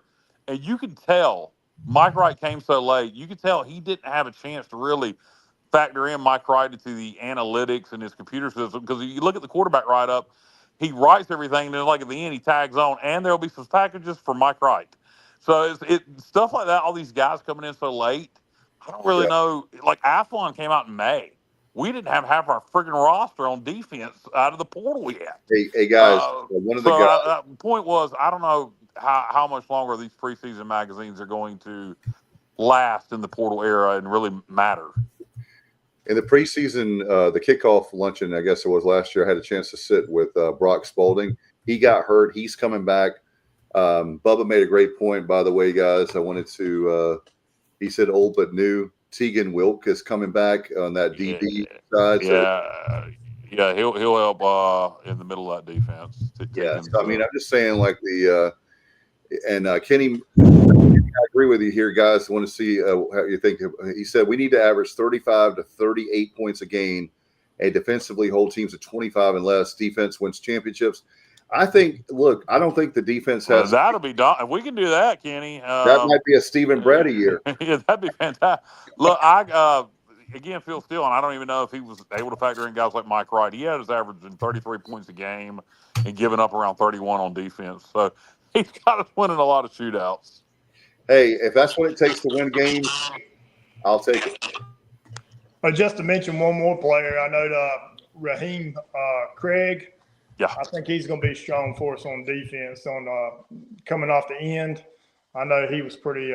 He should be pretty strong as well to help us out there. Just to throw in another player that is probably going to be productive. We also got an edge rusher that I'm excited about from Sam Houston State. I cannot think of his name right now, but there's another guy to look for on the end there on defense. Bubba mentions Phil Steele updates his online. He does, yeah, and you can pay a subscription and get all kinds of updates from Phil Steele. That's the way you have to go, man. I love Phil with all my heart. Yeah, no, I do. But that is Bubba. That is a good point from Bubba Dave, and you're right. In the day and age of the portal, you really need those online updates. So yeah, of course. And if anybody's going to do it, it's going to be Phil Steele, who has been a guest on this podcast a couple times in the past. Yeah. And Johnny, what do you think about, I'll tell you a guy that, to me, I don't know, maybe you guys disagree with me, but I think one guy, and he's on the second team for both, for Athlon and for Phil Steele, and a great guy to boot. And he's one of those kids that I think he's underrated, but he's one hell of a football player. I'm a huge fan of J.D. Lampley, not only as a person, but a player. What do y'all think? Love him. I think he looks faster, too, since he changed his number last year from 99 to 9. He just looks quicker out there. And they had him in some goal line packages at fullback. He ran like an out pattern, and he was open, too. But Garcia overthrew him. But so hopefully we'll see him dominate on defense and maybe sneak in there on offense at the goal line. Yeah, absolutely. And I think one of the keys to look for this year, guys, is I'm really looking closely at the interior D line, and we need somebody there to really emerge as kind of the go-to guy and a playmaker from that group. And there's a lot of talent, but there's a lot of unknown talent. You know, guys like Preston Carr and drawing like his name Zion. I can't think of his name, but we Zion need Williams, interior D lineman. Bubba will Radford? know. He's been in the program, but we're going to need one of those guys to really step up. And if we can be solid on the interior D line, I think the defense can be pretty good. Hey, JR, we got a question from Kenny, being our Johnny Stats. Okay. He said, after Hauser took over, we averaged over 35 points a game, I believe. Is that close, Johnny? Oh, I would say at minimal. I didn't work those numbers, but just off the top of my head, absolutely. I mean, starting at the second half of the Army game, and then from that point on. I'll tell you, it's not funny, but I was going to say this real quick. I'm sorry, Johnny. I was just going to say this real quick. I'm going to tell you something right now. At that Charlotte game, Kyle knows and Matt knows, and I know you guys know, but you can't cheer in the press box, nor can you get angry. And there were so many times I'm going like that, and I never got nobody say anything to me. But that Charlotte game, like I went there, I made a special trip, and I was like, these guys, you can literally see on the field from the press box, guys giving up. And that's why I mentioned about Blake Harrell a lot, because man, that game was very depressing. But John White, Johnny, is saying 32 points a game. So I don't know. What is that number from when Hauser took over? Well, I mean, the Navy game's going to skew it. I believe we only put up 14 in that definitely. one, and then the bowl win. Believe it or not, everybody, we only put up 26 in that one. It was a good win, obviously, but that's probably right because of Navy and then the bowl game. Yeah. Or excuse me, I said Navy. I meant Army. Thanks, Second John. half of the Army game. Yeah. Yeah, the Army game. Yeah. So, but yeah, we scored. But then you look at that, and I'd have to look at the numbers. But the amount of points we put up against Temple, Florida Atlantic, Tulsa, North Texas. But yeah, 32 to 35. I'll take John White's. That's it. Yeah, he's number 32. That's that's well, fine. And East Carolina also got a little quicker with Hauser. They were fourth in the nation at time per snap, 21.8 seconds. That's crazy fast. And the other teams in the American are right there with them. North Texas was number one. I know Chandler Morris has now gone to UVA, but I'm sure they'll still be slinging it. South Florida, they get Brown back. They were number two. They're going to be, lining up and firing them. And then UTSA and Tulsa, believe it or not. Those are quick trigger offenses. So the defenses in this league are going to be under a lot of stress, I have a feeling.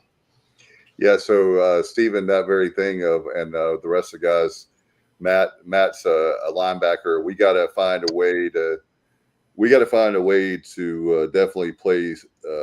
I know it sounds stating obvious, but disciplined football when it comes on that defensive side of the ball to stay home. I know it's a football cliche.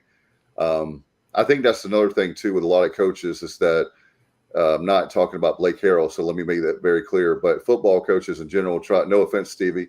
But try to be cute, and they try to come up with all these packages, and they don't care what talent they have, they don't have, whatever. They're just going to do it their way. And I think that Blake Harrell is those guys have found ways, yes, where it's not obvious what we're doing, but at the same time, the guys can understand it, and they're out there having fun on defense. Oh yeah, that's definitely it's key. Knowing your responsibility, knowing who you've got in coverage, or playing against teams with the option and stuff like that. It doesn't take but one player to break down on their responsibility as far as knowing where they're going and stuff. And the next thing you know, you got a big play for the other team. So between that and just stepping up with the enthusiasm and that coming out there and just punching somebody right in the face.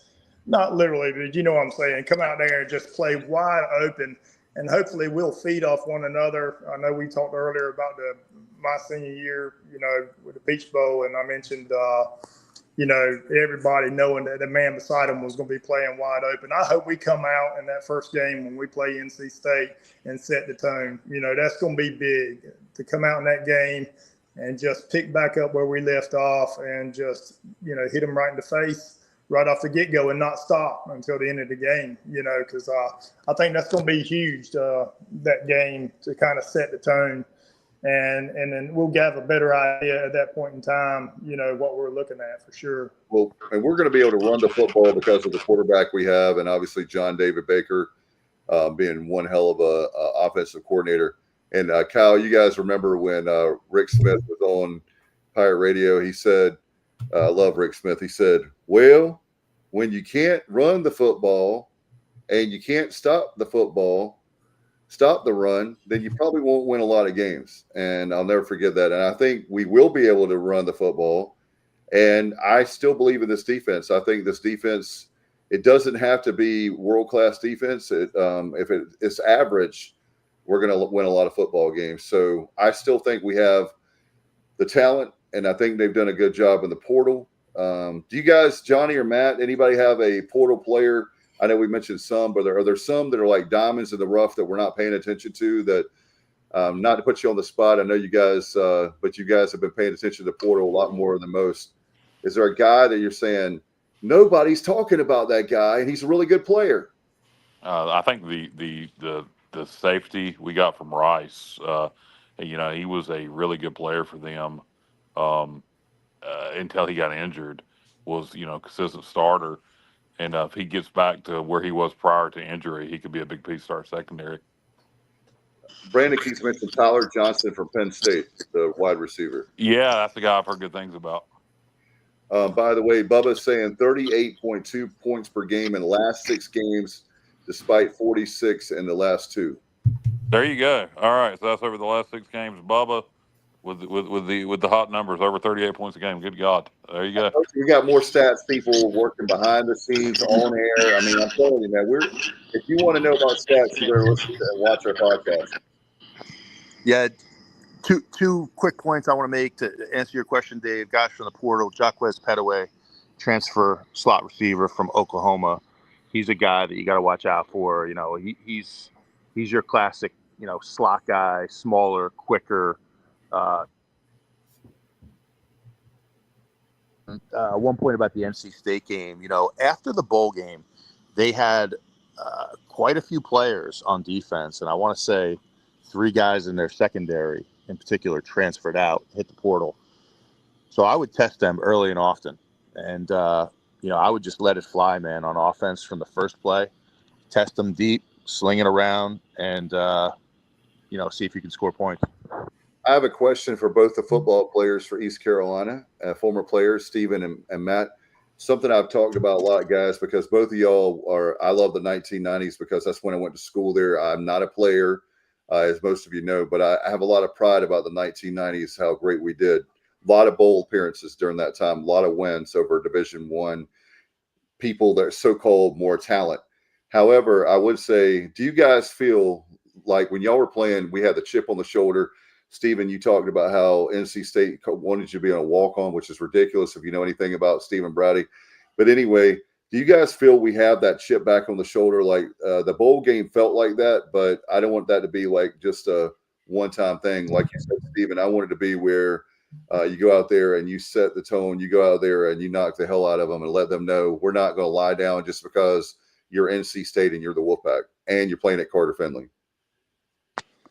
Oh, yeah, and I think that's stressed. I mean, from and I'm sure that a lot of that's going to come from the coaches, but not only the coaches, but I think the other students on the campus and stuff like that. I think they pick up on that, the vibe that they're putting out there leading up to the game and stuff.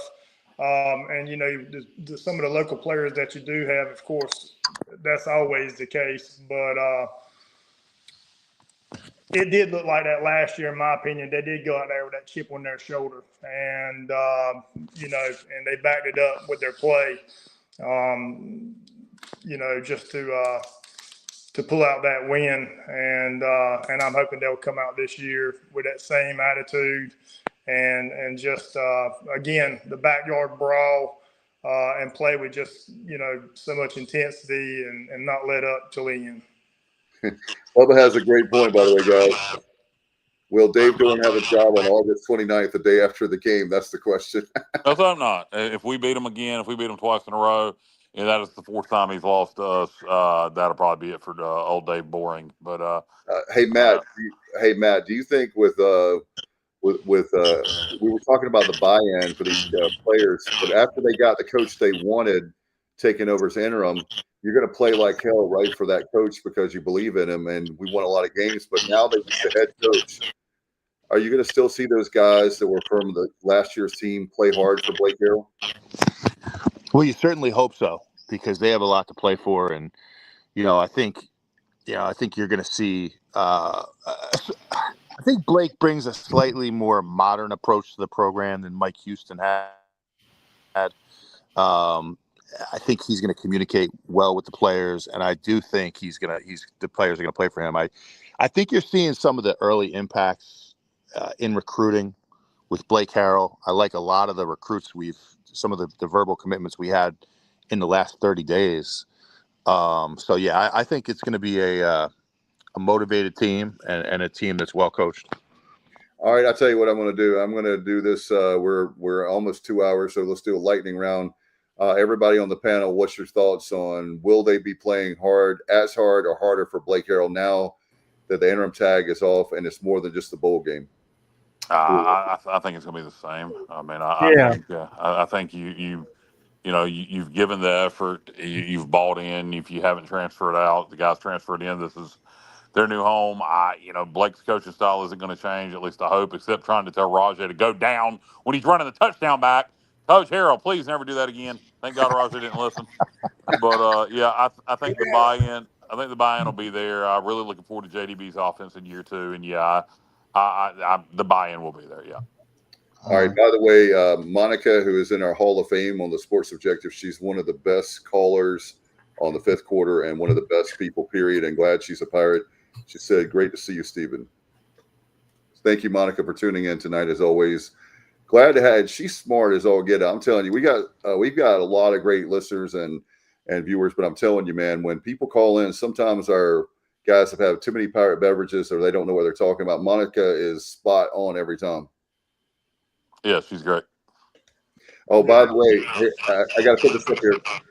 Locked On Wolfpack podcast is already talking about the possibility that being that Dave Dorn loses again, LOL, and saying how embarrassing the military was. We are 11-9 since 1983 against NC State. Thank you, Bubba. I appreciate that very. All right. That's a fact. All right. So, Stephen, again, man, we appreciate you so much for coming on. It was, I knew your name. Obviously, I knew a lot of the players, but I'm glad over the years to get to know you a little bit. Appreciate you, by the way, for just joining us. Make sure you get your colonoscopy, get that screen. Don't wait to age 45. Get it as soon as you can. We don't want to lose anyone, but especially anybody in Pirate Nation. So do that. So, Johnny, do you have any final thoughts? We're going to get out of here. Not really. I mean, briefly, I'll just say I believe they're going to play harder.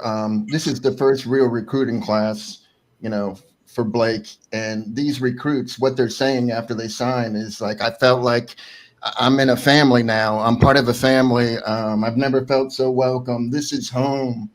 I just think it's like Matt said, it's a more modern approach. And this is how you have to handle kids nowadays. And they're responding well. And I'm looking forward to what lies ahead. Bobby Knight was a great coach, but a guy like, God rest his soul. But that kind of mentality worked for the Gen Xers like myself and Steven and Matt and all, sorry, Stevie Fly and Johnny, but it does not work for the modern guy. That's why I'm Gen Z. I was just born the other day. Okay. You're just born. You're a millennial, aren't you? Not a millennial? I'm borderline. You're a millennial, I believe. No, Gen X. Gen X since 1980. I was born in 80. Okay, barely. All right. So, but you have millennial tendency. No, I'm kidding. I'm just joking. Anyway, whatever that means. I'm just joking. I'm just messing with you. Anyway, we'll get out of here. Thank you guys so much for coming on.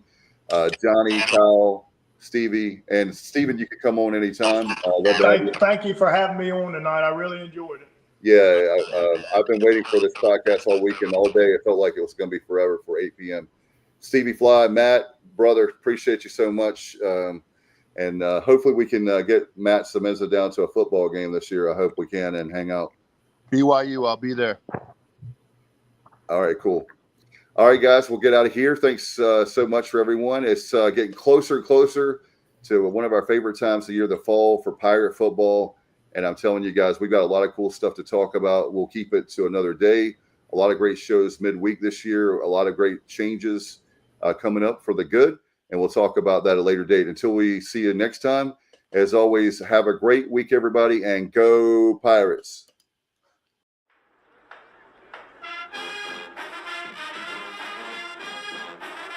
You're watching The Sports Objective, the podcast for Pirates.